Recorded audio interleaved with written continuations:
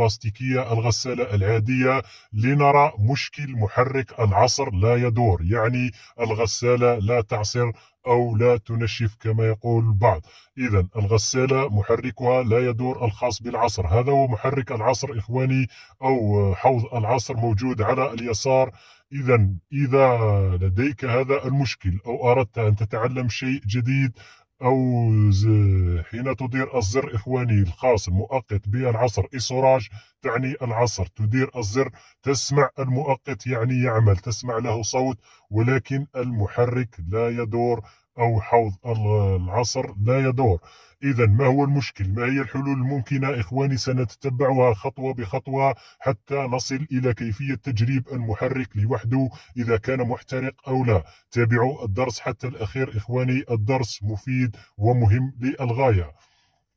إذا لمن لديهم هذه الغسالة، الباب الخاص بالعصر لديه هنا هذه القطعة البلاستيكية الزائدة، سنراها ما هو دورها حين نفتح غطاء لوحة التحكم إخواني.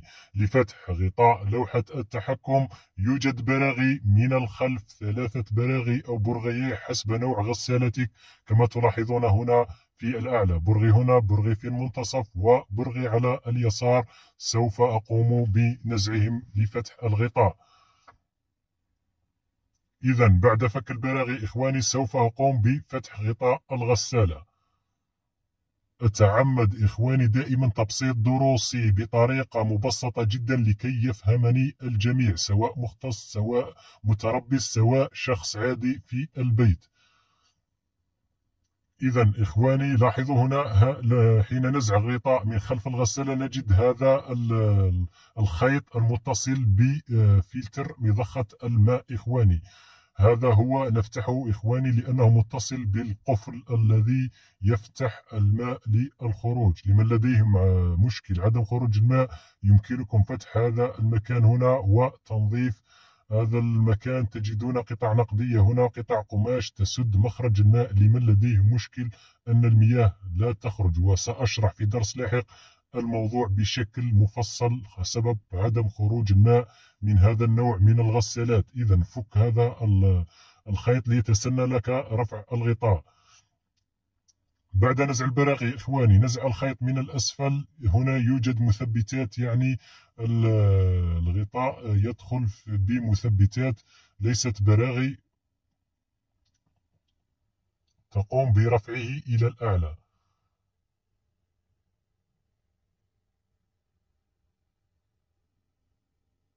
أنا نسيت نزع الأقفال إخواني، يجب نزع الأقفال، رفعهم إلى الأعلى وإخراجهم ليتسنى خروج الغطاء.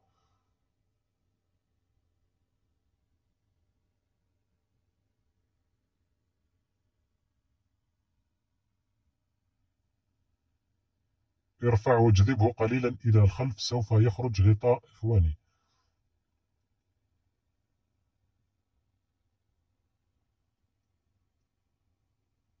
بهذا الشكل قمنا بنزع الغطاء. كما تلاحظون هنا لوحة التحكم، يعني مينيتري مؤقت الغسل مؤقت العصر، وكذلك الخاص بإخراج المياه. هنا مثبتات يعني ديكروشي تدخل في البلاستيك فقط إخواني. إذا هذه هي لوحة التحكم إخواني الأعزاء. هنا مينيتري مؤقت أو التايمر الخاص بمحرك العصر، هو الذي يتحكم ويعطي الكهرباء لمحرك العصر إخواني. لاحظوا حين نديره تأكد أنه يعمل وأنه غير معطل. هذا هو السلك الذي خاص بالمضخة وإخراج المياه. حين تدير الزر يرفع الغطاء أو يسمح للمياه بالخروج، تتحكم فيه من الزر. إذا هذا هو باب محرك العصر إخواني، أو باب حوض العصر. يوجد انتريبتور أو قاطعة هنا هي للأمان والحماية إخواني. هذه القاطعة كيف تعمل؟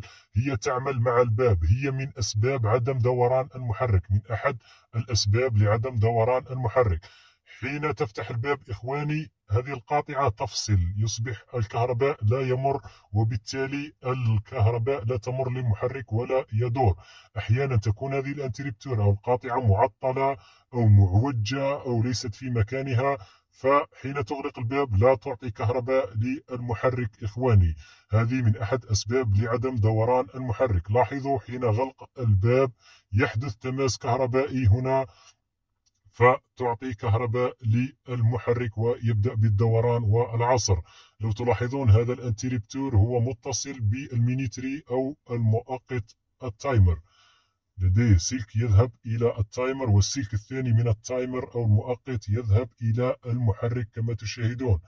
يعني هذا الانتربتور إذا كان مخروب أو معطل أو ليس جيد، ليس في مكانه، الباب لا يلامسه، فلن يعطي كهرباء للمحرك ولن يعمل، فتظن أن المحرك هو المعطل، ولكن هذا القاطعة هي المعطلة. يمكنك إخواني نزعها أو نزع الكهرباء منها وتركيب السلكين مع بعض لتفادي أو يعني إزالة هذا القفل نهائيا ووضع الكهرباء مع بعض بهذا الشكل. يعني تصبح الكهرباء تذهب إلى المحرك مباشرة بدون هذه القاطعة. هذه القاطعة هي إخواني من أجل الحماية وفقط، ليس أكثر، من أجل توقيف المحرك عن العمل حين فتح الباب. كذلك قم بتجريب المؤقت إخواني أو التايمر، قم بتدويره، سترى هذا التماس الكهربائي كما تلاحظون، الجزء النحاسي في الداخل، يعني حين تدير الزر يعطي كهرباء يعطيها للمحرك ليبدأ يعمل. أحيانا التايمر أيضا أو المؤقت هذا يكون مخرب أو مكسور ولا يعمل بشكل جيد. إذا هذه النقطة الأولى كما قلت لكم، هذه القاطعة قد يكون فيها المشكل الثاني قد يكون في التايمر بحد ذاته. المشكل الثالث إخواني قد يكون في هذا فرام موتور، هو لكبح المحرك أيضا، هو من أجل الأمان، يعني يوقف الكهرباء عن المحرك ثم يقوم بكبح المحرك. هذا هو مكبح المحرك، سنراه من الأسفل إخواني، حين تغلق الباب سيفتح وحين تفتحه يغلق. هو متصل بهذا السلك هنا إخواني كما تشاهدون. يعني حين فتح الباب الكهرباء تقطع عن المحرك ثم يكبح بهذا المكبح إخواني، فرا موتور، يعني يقوم بإيقاف الدوران المتبقي من المحرك، يقوم بإيقافه كما تشاهدون. هنا يعمل بشكل عادي، يعصر، حين تفتح الباب سيغلق عن المحرك ويوقفه عن الدوران. قد يكون المشكل هنا أيضا إخواني، هذا النابض قد يكون خرج من مكانه ويبقى المحرك في حالة كبح ولا يستطيع الدوران. يمكنك أيضا الاستغناء عليه إخواني، وهو للأمان وفقط. يمكنك جذبه إلى هنا وربطه مع هذه القطعة البلاستيكية البيضاء وتركه مفتوح ليعمل المحرك بشكل طبيعي ويبقى يدور. ومن أجل الأمان، يعني إذا أتى طفل وفتح الباب لا يؤذيه إذا أدخل يده في الداخل، فهذه من أجل الأمان وفقط. إذا الخطوة الأولى كما قلت هي الانتربتور أو القاطعة، الخطوة الثانية هي المينيتري أو المؤقت، والخطوة الثالثة هي المكبح إخواني، فرا موتور. الآن شغلنا المحرك إخواني كما تلاحظون، فحين تغلق الباب أو تفتح عفوا الباب سيتوقف المحرك. لاحظوا يتوقف المحرك مباشرة، تفصل الكهرباء من الانتربتور القاطعة، والمكبح أيضا فرا موتور يقوم بكبح المحرك، يعني الدوران الزائد الذي يتبقى يقوم بكبحه، يقطع الكهرباء ويكبح المحرك فرا موتور. تقريبا معظم الغسالات تعمل بهذا الشكل، غسالات بلاستيكية ذات الحوضين معظمها تعمل بهذه الطريقة. إذا وجدت كل شيء عادي، كل شيء طبيعي، نأتي إلى تجريب المحرك لوحده إخواني. أي محرك خاص بالعصر لديه 3 أسلاك بهذا الشكل، سوف نقوم بتجريبه بدون تايمر إخواني، بالكهرباء مباشرة، هل هو محترق أو يعمل بشكل طبيعي. شرحت من قبل كيفية توصيل الكهرباء مع المحرك العصر ومحرك الغسل مع التايمر والمكثفة. سأترك لكم الرابط إخواني في الوصف وفي التعليقات، درس كامل ومفصل عن مخطط التركيب الكهرباء إخواني. إذا أردنا تجريب المحرك، ماذا نفعل إخواني؟ نقوم بنزع الأسلاك الخاصة بالمحرك وفقط. سنقوم بتوصيلهما مع المكثفة والكهرباء لنرى المحرك يعمل أو لا. إذا لدينا سلكين هنا هما خاصين بالمكثفة كما شرحت في الدرس السابق، وهو مهم للغاية لمن أراد الاطلاع عليه، وسيظهر أيضا في آخر الفيديو. إذا السلك الباقي إخواني هو يركب في الكهرباء 220 فولت، يركب في أحد أقطاب الكهرباء 220 فولت التغذية الكهربائية. إذا لدينا 3 أسلاك، حددنا أسلاك المكثفة هو الأزرق والبنفسجي إخواني. شرحت من قبل كيف تفرق بين الأسلاك، من هو الخاص بالمكثفة من هو الخاص بالكهرباء إخواني. إذا السلك الأول للمكثفة والسلك الثاني أيضا لسلك المكثفة الخاصة بمحرك العصر. السلك المتبقي إخواني نقوم بتركيبه في التغذية الكهربائية، أحد أسلاك التغذية الكهربائية.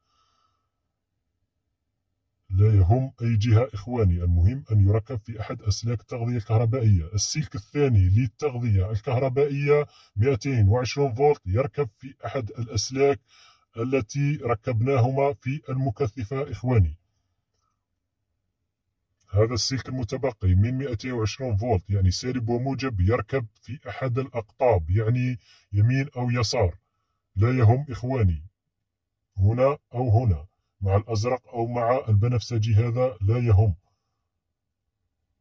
كما ركبته سيصلح ويشغل المحرك. نحن سنقوم بتركيبه هنا بدون مؤقت إخواني. إذا أردنا تركيب المؤقت، السلك الثاني للتغذية الكهربائية يذهب إلى المؤقت ثم يرجع إلى المحرك هنا إخواني مع سلك المكثفة، أحد أسلاك المكثفة. هنا سنقوم بتركيب الكهرباء ونرى إن كان يشتغل المحرك. لاحظوا إخواني يشتغل المحرك بشكل طبيعي. بهذه الطريقة يمكنك تجريب المحرك إخواني.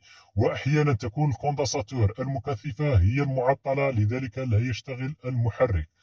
يعني هذه الأسباب التي تؤدي إلى عدم اشتغال محرك العصر. وإذا أردت تجريب محرك الغسل نفس الشيء إخواني ونفس التركيب. لاحظوا إخواني هنا بطاقة المعلومات لمخطط لكيفية تركيب السلك الأول السلك الثاني خاصين بالمكثفة إخواني. بيربل يعني بنفسجي، بلو أزرق، ولايت بلو في الأسفل هو الخاص بالتغذية الكهربائية. السلكين الأولين للمكثفة، السلك الذي في الأسفل خاص بالتغذية الكهربائية.